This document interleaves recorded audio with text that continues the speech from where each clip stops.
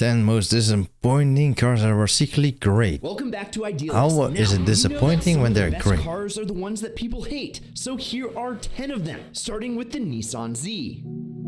People hate it because it doesn't deliver the power as it should, right? That's what I heard from the dude in blue. Time for the release of the new Nissan Z, but its retro-inspired styling kind of missed the mark, and you shouldn't care.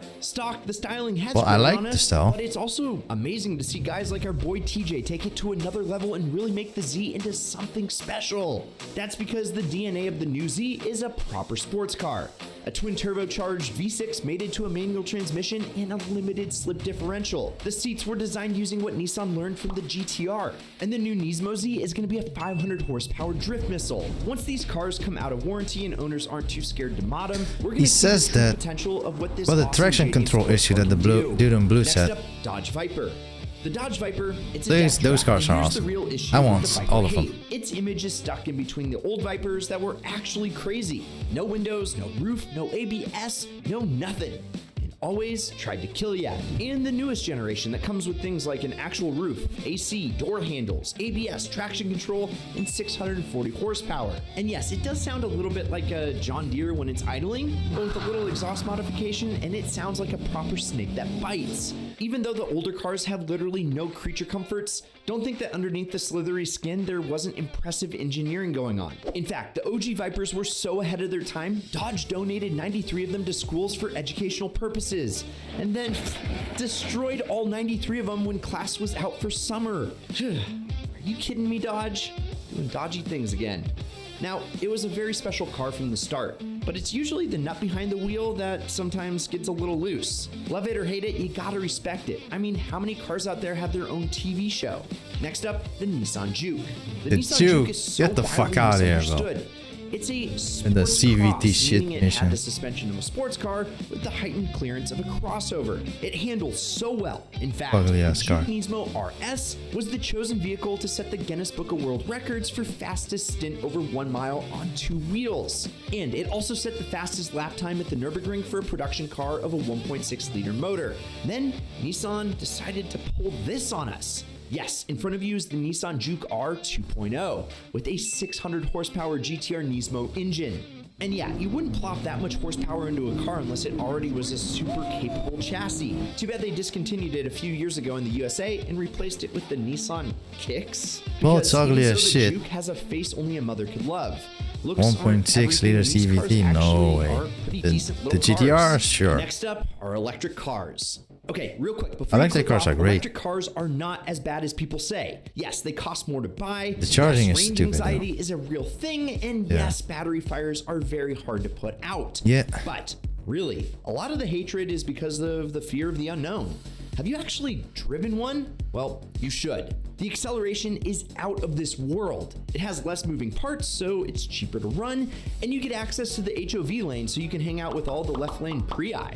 Plus, how can you tell me that the Taycan is not the most beautiful car like ever? Now, EVs may or may not be the future, nice, but but it's test not. driving one should be in your future.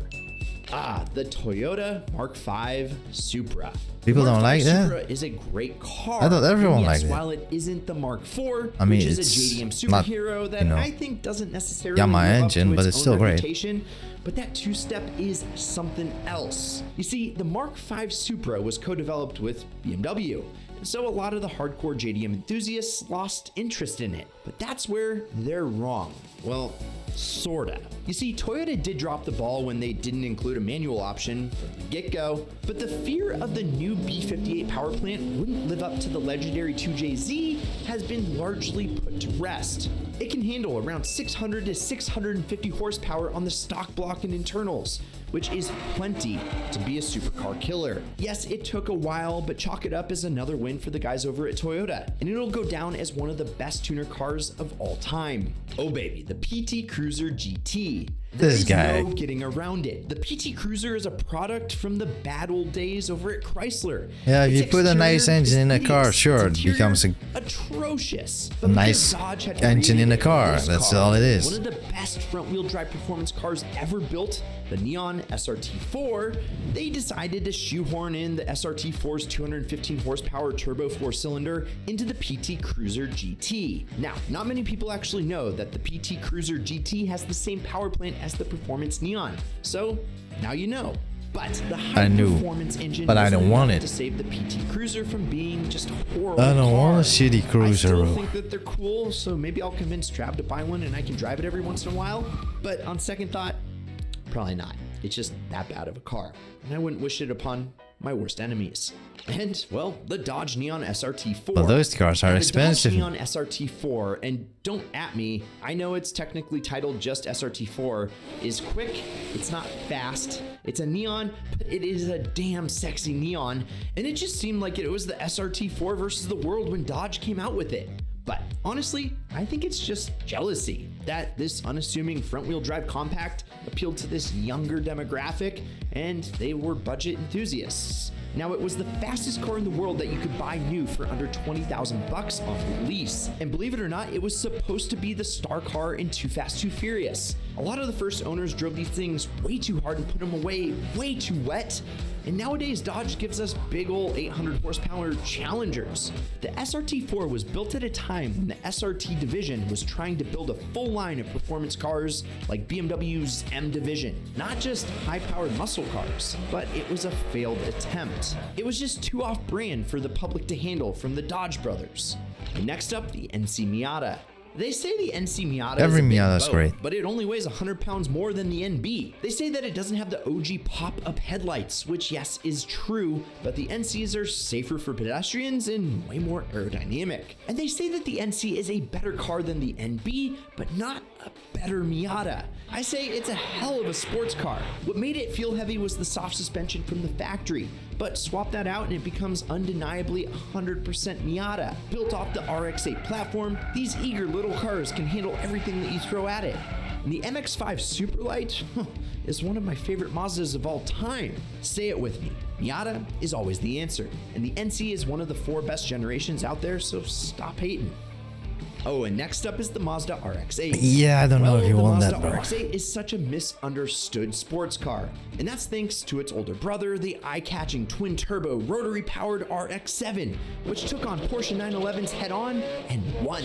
The RX-8 still has a rotary engine, but Mazda, well, it ditched the turbos. Instead, they made the car feather light, gave it perfect 50-50 weight distribution, and those iconic rear hinge doors for easy rear seat access. And it wasn't supposed to be better than the twin turbo FD, it was supposed to be different. And Mazda nailed it with a little sports car that drinks both gas and oil very regularly. And it handles curves with the best of them. I still like it, but I wish if they would have had turbos, it would have been. I would have gotten probably one. Probably. It's justified. And next is the Toyota Prius. But it's just such a hassle to keep on the road. This video has at least sat in the back seat of a Prius, and that's because cab drivers all over the world love it for its great fuel economy and reliability. But now we can love it for one more thing. It's good looks. Yes. Nope. Have you seen the new Prius? But I like the CT200. Same car, just a whole lot better. Plus, Interior, the Prius Prime is now exterior. quick, with a 0 to 60 in just 6.6 seconds. But basically same faster car. than a first-year Subaru BRZ. Okay, and now the Subaru Forester. The Subaru Forester Those is cars a are ordinary, sort of sporty SUV thing. Yet its past is extraordinary. Back in the early 2000s, Subaru had Foresters built and tuned by STI. It was exclusively offered in Japan as right-hand drive, and although it had that classic boxy Forester shape, you could tell that something potent was hiding under the hood. For the second generation, they actually took the STI's 2.5-liter turbocharged flat 4, making 265 horses, and just dropped the engine in the engine bay. The Forester STI was cool way before sporty SUVs ever became a thing, and the STI pedigree is just what the doctor ordered. Now, if you enjoyed this video, please like and subscribe, and also check out Top 10 most disappointing cars that were secretly great. The Z is new, the Supra is new, so they are not disappointing. People just say dumb shit and are dumb, so they don't know what the fuck they're talking about, and love to hate. PT Cruiser, you can put an engine in a shit car, it doesn't make it a better car. I mean, it does, because it's, you know, more reliable and faster, but still ugly as shit. I wouldn't want to be seen in that.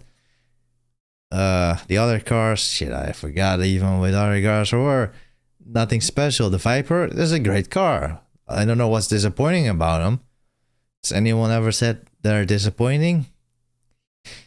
I don't know this list, bro. That's it. I don't know. Have your own opinions. Think your own stuff. Have a brain. Bye.